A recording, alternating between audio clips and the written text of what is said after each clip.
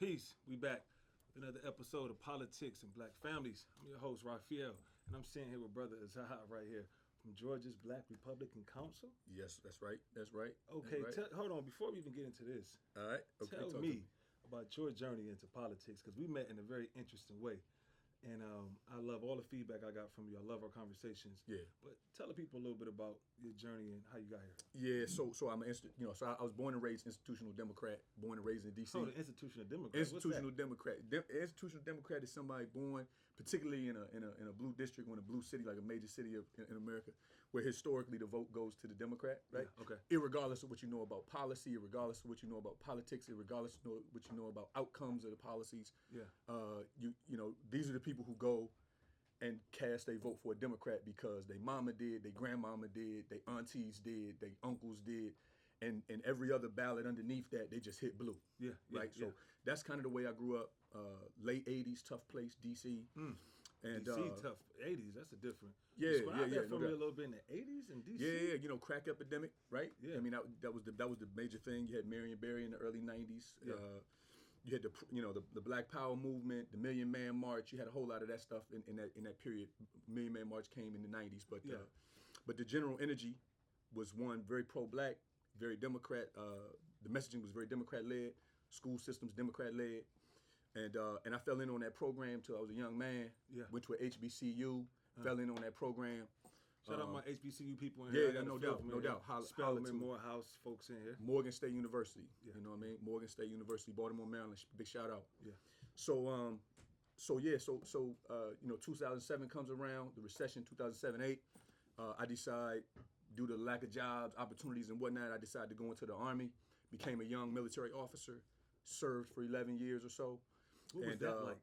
Man, it was awesome. I got a chance to travel the world. Yeah. And see how different groups of people live, right? And when you step a foot outside of the United States, you get to look back and reflect on all the things that are going on, right? And that was really the beginning of my journey relative to becoming a Republican. I got a chance to see what kind of games had been played in my community, on the people in my community. And what did you notice? What games were being played in your community? Yeah, man. So I noticed that. Number one, when I traveled, I noticed that the conditions that we live in are far better, even in their worst case, than many of the other folks across the world, right? Not saying that it's the best thing for us, not saying that there doesn't need to be improvements. I'm just saying, first thing I noticed is that the messaging from the left was there really to create this sort of mentality or this sort of energy of victimhood, and it didn't exist anywhere else that I went in the world. Poor people in the rest of the world were very happy in many instances. Yeah. I saw nomadic people in the Middle East. I saw tribal people in Central and South America having a great time, loving life, and not really complaining about, many of the things that we today claim are going to change the output of the outcome in our community. Yeah, I can dig it. So you ended up in Georgia. Ended up in Georgia when I separated. That's right. Okay, you got very vocal in politics, very active in politics, but you went to the right, right. Typically non-traditional for black voters or folks that are elected leaders. Yeah. What was the response or the feedback? Man, so I've been called every name under the book, man. I've been an Uncle Tom. I've been every type of Uncle Tom that you could imagine. Yeah. Which is an interesting concept to me, because Uncle Tom was the hero in that book, right? Yeah. But I've been called a sellout and everything else. Yeah. That said, I trust and I know that I'm today on the side of right. Yeah. Relative to the teachings of God, relative to what worked for us. Yeah. Post-slavery up into 1964. Yeah. Right. During the time in which we built the great black middle class. Indeed. The values that existed at that time. Right. Are the values that I'm sort of leaning back to now, and that makes me obviously makes me a Republican. Yeah. So let me ask you, what are some great qualities that you notice the Republican Party offers black communities? Yeah. So, in general, okay, there's a strong influence of religion in the Republican Party. Really, I mean, the people that make up the party, there's a lot of value there. Okay. One of the issues we have in our community is with the values or the lack thereof, and the diminished value, the lack of shame, the lack of so many different things that Republicans today, as they historically have, stand on. Yeah. Right. And that we as Black Americans stood on for a long time. Yeah. in the essence of progressiveness, we tried to move past a lot of things, Indeed. which I don't necessarily disagree with that approach. What I disagree with is with the idea that we should leave things behind that were good for us. Yeah. Right. Yeah. We're here on the show today talking about black families. Yeah. Indeed. Right. Indeed. So we need to be thinking about where we are today relative to marriage rates, divorce rates, and children. Yeah. Well, what happened with the black family that you feel the Democratic Party had a hand in? Because there's a few things the fatherless epidemic, the vouchers program, Lyndon B. Johnson, the welfare state, man. The welfare state kicked it all off, right? The idea that the left wants to incentivize black families to not be together, right? To me, is that we accepted that is a great tragedy in our community. Yeah. We look at today, the greatest epidemic in our community is fatherlessness. Yeah. Indeed. Right. We look at. They don't like to talk about it. They really don't want to talk about it. Yeah. If you look at everywhere where they rule, there's no shining example of a society or sub-society that they've created. That's a model that we should follow. Yeah. So if I look at Baltimore, New York, Chicago, Detroit, if I look at the heart of Atlanta, if I look at I don't know if I said Miami, Houston, if I look at a lot Chicago, of the cities, LA, right? I mean, you've been in charge for 60 years. Right, the left. You've been in charge for 60 years of these people that I relate to in the community that I come from. Yeah. Right, and in many instances, unfortunately, not only have it been Democrats, it's been black Democrats in charge. I don't think First District in Chicago have voted for anyone other than a black Democrat in 70 or 80 years. Right, and yet they are where they are with crime, for example. Right. Well, they say that we're working across the aisle and we can't get support from the right, and this is why schools are bad because we can't pull down the funding. And right. Yeah, that's bull. That's BS in my opinion. Yeah. I had the privilege of growing up in an all-black community where there were absolutely no white students, for example. I'm talking about all black. Right? The elementary school I went to, there were no white students at all. Yeah. Right? Ran by black Americans, ran by black Democrats in particular. Right? And they always complained then, the same way they do now, about the resources. I think the greater issue is the lack in the underutilization of current resources. I went to, I got my partner sitting over here. I went to a PTA down in Louisiana, 33 students in the class. Only 3 parents showed up for PTA. So all of the resource issues that we talk about, they don't matter if we're not going to sit down and do the homework. Right. But that goes back to values, right? That goes back to having, giving your kids the greatest chance by having 2 parents in the house. So there's enough time to do that. You know what I mean? Because they say, I'm at work, mom at work, daddy at work. Right. Daddy pulling 16 hours, mama pulling 14 hours. The baby is left to fend for themselves. Grandma busy on the computer working a side job. Bruh. Bro, I'm not buying. I'm from around the way, bro. A lot of these people are out on Sundays for brunch getting mimosas and at day parties, bro. Like at the end of the day, man, we got to take some personal accountability, right? And we got to stop looking at somebody else, right? Government in particular, to provide something to me. I need to go out and I need to get it. And that's the idea of the Republican Party. The idea from the Republican Party is that government should remove itself between me and my happiness. Say that again. See, the government should remove itself between me and my happiness. That's what this is really about. Indeed. I don't need nothing from you. I just need you to get out of my way. Yeah. I don't want nothing you selling. Anything you giving me, I know you taking more back in return. Right? So just move over. Why so much regulation? Why so much control? Why does the Democratic Party, or people say the Democratic Party from the right, say they want so much control? They want to tell you what to do. They want to dictate every part of your life. So the philosophy, right? Right now, you hear a lot of people talking Trump and Biden, and you hear this constant reoccurring theme that democracy is over if Trump get in, right? A lot of people don't know democracy is the will of the majority, overcoming the will of minority. Last time I checked, black Americans were the minority. Yeah. So we're voting for an agenda that's part of the majority's agenda. Yeah. You feel me? Yeah. Now, our country was not built on democracy per se. Yeah. Our country was really founded on the basis and the notion of a constitutional republic. Yeah. In a constitutional republic, the will of the people is protected from government. Yeah. See, that's the thing that worked for us.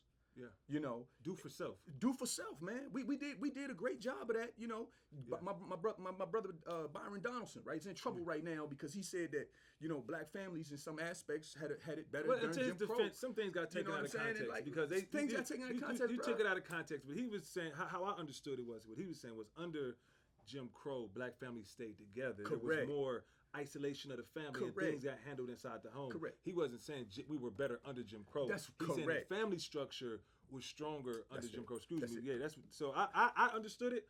I don't think but the look general at the public play, understood it. But if I'm a black American and I step away from my box that I've been in, the 87% of us been in, right? According to the math.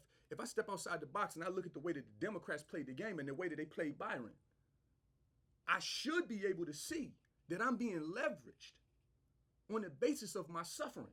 Yeah. And that, to me, is the greatest degree of bigotry and racism that can exist.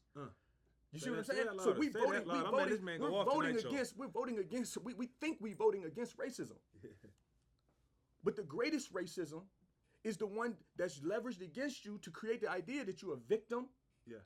That America doesn't like you.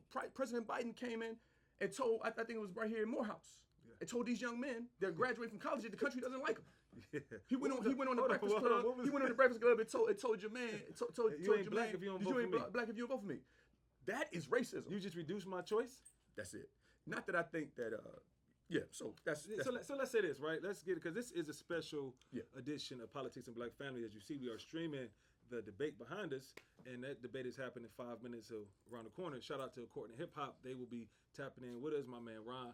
Shout out to all the folks that's joining us. Kat, all the good people. So let's talk about culture a little bit, right? Yep. I see Donald Trump getting backed by a lot of rappers, hip hop artists, local celebrities. Oh man, what's this? Yeah, it's deep. What's this relationship about? What's happening here? So I specifically remember, you know, and in general, I try to ignore athletes and entertainers. Yeah. Right. Like my man Dick Gregory said, the people will never be liberated by athletes and entertainers. Yeah. But I'm gonna say this. And I got to push back on that too.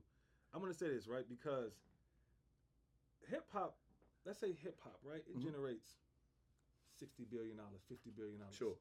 If my family was a family of plumbers, right, and they generated $100 billion, I would raise my son up to get in the family business, right? So I always push back on like entertainment and music, because I feel like these are two industries that we can dominate. We don't dominate.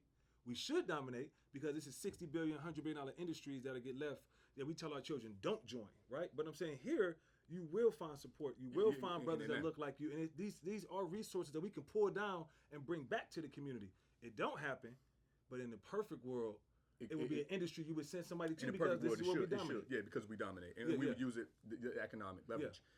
Yeah. I think what we see today is Biden inviting Cardi B to the White House, Glorilla to the White House, Lizzo to the White House.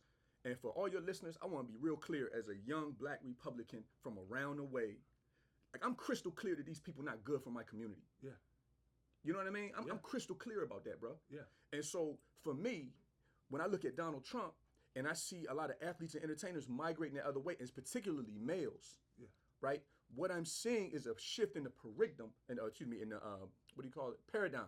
Shift in the paradigm, where two things are happening. Number one, a lot of athletes and entertainers that have support from the left and left-leaning black Americans don't want to get left behind, and the movement is now. Yeah, the movement is now. You see Charlamagne, he was far left, man, just a year ago. I'm surprised that Charlamagne getting smoked, man.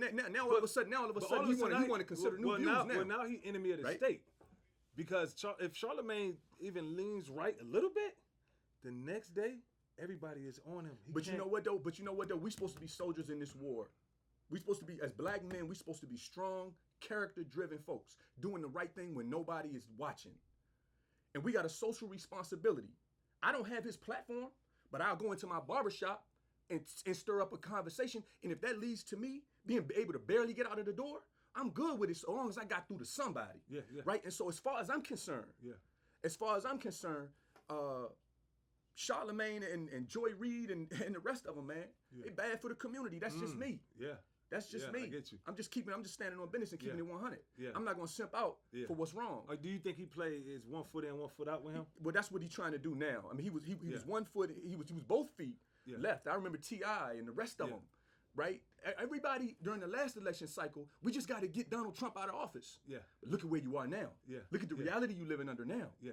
Look at economics, right? Yeah. Look at and some things you just can't ignore. You can't. Right? Some things you can't ignore, right? So you can't ignore the inflation. Me personally, I'm just speaking from my experience. I go to the store. Typically, I'm buying all the Fiji water, all the shit I want to. Right? Right? I'm the worst. I get all this stuff. But I was like looking at it. I was like, hold on, box of cereal, $9. This is crazy. You know, I get water. I see it's 30% higher than it was. So these are concerns of people. But you know, I'm gonna bring it back and say this. So when you are outside of politics, and you just in your space, you're in your cultural space, and we talking about like music, right? Yep. What's the music that gets you riled up? Man, so this is the hypocrisy, man. Because I'm 100% open book. Yeah. And I'm transparent about everything I got going on. I grew up under NWA, Biggie, Tupac. The first Jay-Z album was it. The Aquemini album was it, right? And so, what's your favorite Jay-Z song from the Reasonable Doubt? What's the one on the Reasonable? Somebody probably here can tell me. He did a joint on the Reasonable Doubt album. Feeling It. Feeling It. Yeah. Feeling It. Troy, what's your favorite song of Reasonable Doubt? Can I live? Can I live? Yeah, I like that. Ron, what's your favorite joint? I'm gonna change mine. I'm gonna change my mind. What's your favorite joint, Ron? The Eagles. So to answer your question,